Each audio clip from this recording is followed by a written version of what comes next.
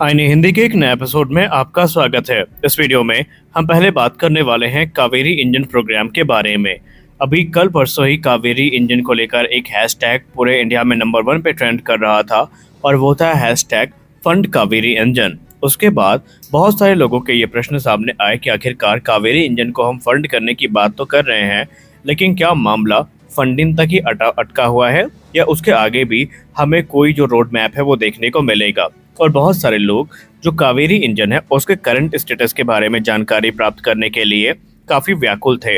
लेकिन अब इस क्रम में एक बड़ी रिपोर्ट सामने आई है जहां पर बताया जा रहा है कि कावेरी इंजन अब ऑलमोस्ट बनके तैयार है।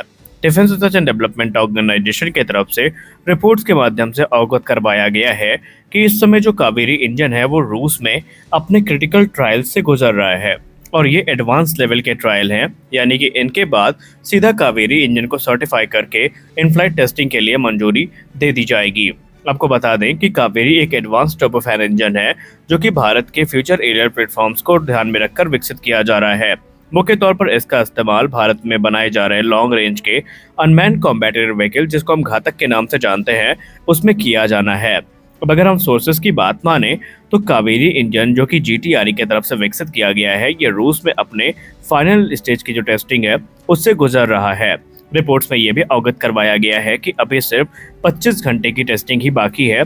उसके बाद जो सर्टिफिकेशन प्रोसेस है उसकी शुरुआत हो सकती है। इन टेस्ट को लेकर मीडिया रिपोर्ट्स में कहा जा रहा है कि रशिया की जो स्पेशलाइज्ड टेस्टिंग फैसिलिटी है वहां पर इस समय इसको टेस्ट किया जा रहा है, लेकिन अभी जो टेस्टिंग का पीरियड बाकी है वो एक बार फिर से शेड्यूल किया जाएगा लोकल अथॉरिटीज़ के तरफ से, और वो बाद में एक जो स्लॉट है टेस्टिंग का वो एलोकेट करेंगे और फिर कावेरी इंजन की बारी आने में इसकी टेस्टिंग को शुरू कर दिया जाएगा फिर से।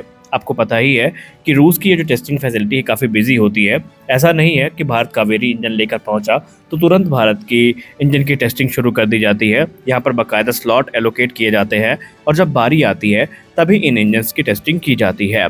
लेकिन अभी तक की रिपोर्ट्स को लेकर जो चीज़ें सामने आ रही हैं उसमें बताया जा रहा है कि अभी तक कावेरी इंजन का जो भी स्टेटस रहा टेस्टिंग के दौरान ये पूरी तरीके से ऑप्टिमल रहा, यानी हमने जो एक्सपेक्टेशन इस इंजन से रखे थे अभी तक तो इस इंजन ने उन एक्सपेक्टेशंस को बना के रखा हुआ है और उसमें किसी प्रकार की अभी गड़बड़ी हमें देखने को नहीं मिली है।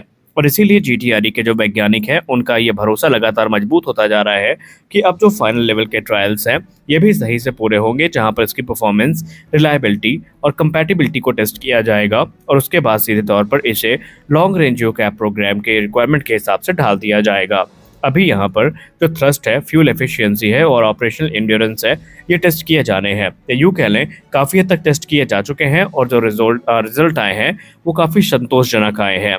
कावेरी इंजन भारत के आत्मनिर्भरता के लिए सबसे महत्वपूर्ण है, क्योंकि हम सब जान चुके हैं कि जब तक भारत अब इंडिजिनस इंजन बना नहीं लेता तब तक हमारी समस्याएं खत्म नहीं होने वाली हैं।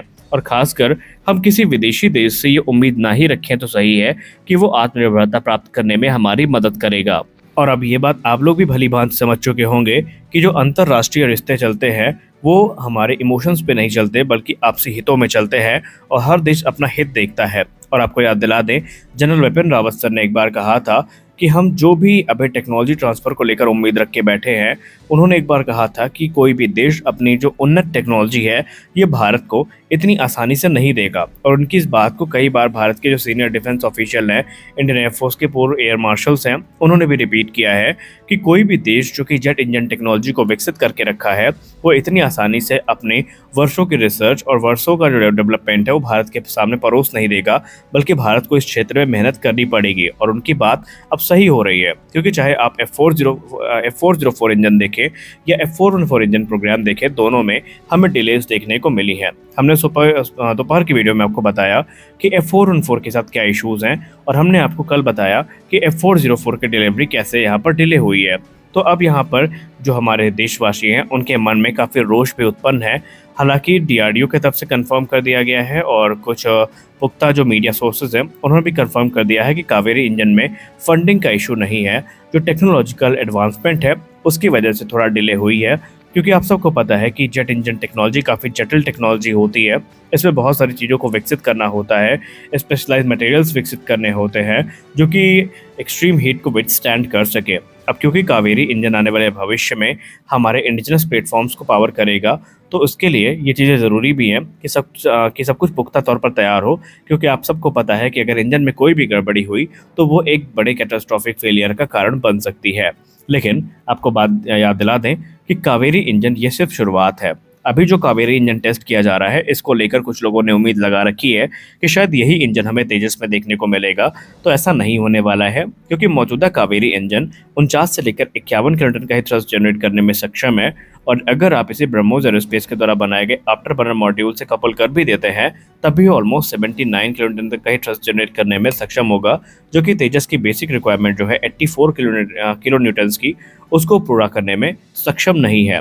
लेकिन जीटीआरए के वैज्ञानिकों ने स्पष्ट कर दिया है कि उन्हें इंतजार सिर्फ अब इसके सर्टिफिकेशन का है, क्योंकि जैसे ही सर्टिफिकेशन पूरा होगा तो कावेरी इंजन को लिमिटेड सीरीज प्रोडक्शन के तेजस में इंटीग्रेट किया जाएगा और इसके जो ग्राउंड टेस्ट है वो आयोजित किए जाएंगे और उनके आधार पर जो डेटा मिलेगा उससे कावेरी 2.0 की शुरुआत होगी। जबकि कुछ रिपोर्ट तो इंगित कर रही है कि ऑलरेडी जीटीआरई ने जो कावेरी 2.0 है उसका रोड मैप तैयार करना शुरू कर दिया है।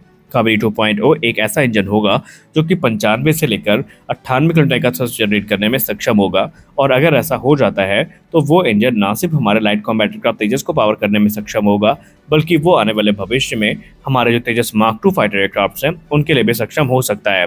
अब यहाँ पे आप लोग सोचेंगे कि हम लोग इतनी बड़ी बड़ी बातें क्यों कर रहे हैं, क्योंकि अभी तो कावेरी इंजन बनकर तैयार नहीं है, और अगर कावेरी 2.0 की बात भी रही तो उसमें भी तकरीबन 15 से 20 साल लग जाएंगे। जबकि ऐसा नहीं है। जीटीआरई के वैज्ञानिकों ने कहा कि पहली बार किसी प्रोग्राम को पूरा करना और उसके बाद उसके सक्सेसर को पूरा करना, इसमें जमीन आसमान का फर्क होता है।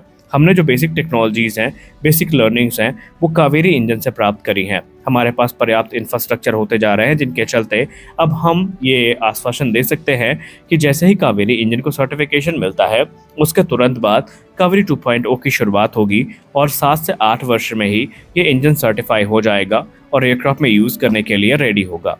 तो हम आशा करते हैं कि कावेरी इंजन के जो 25 घंटे बाकी हैं टेस्ट के, ये सफलतापूर्वक पूरे हो जाएं, क्योंकि इस समय देश को काफ़ी बेसब्री से एक इंडिजिनस इंजन की ज़रूरत है। एक तरफ जहां भारत ने सैफरान के साथ तेजस मार्क 2 को लेकर बातचीत करनी शुरू कर दी है, तो वहीं जनरल इलेक्ट्रिक के साथ भी कोशिश जारी है कि जल्दी से जल्दी जो इंजन है इनकी इनिशियल डील को फाइनलाइज कर लिया जाए, जो कि 80% ट्रांसफर ऑफ टेक्नोलॉजी के साथ भारत में बनाए जाने हैं।